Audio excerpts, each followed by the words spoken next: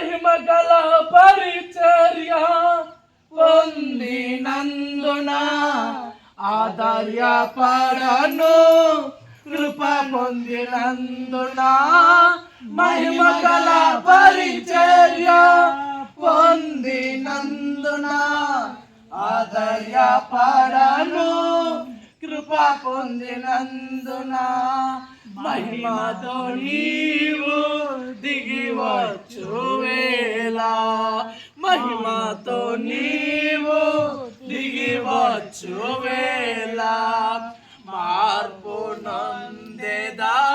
నీ పోలికగా శ్రీమంతుడా యేసయ్యా ఆత్మకు అభిషేకమా అభినయ సంగీతమా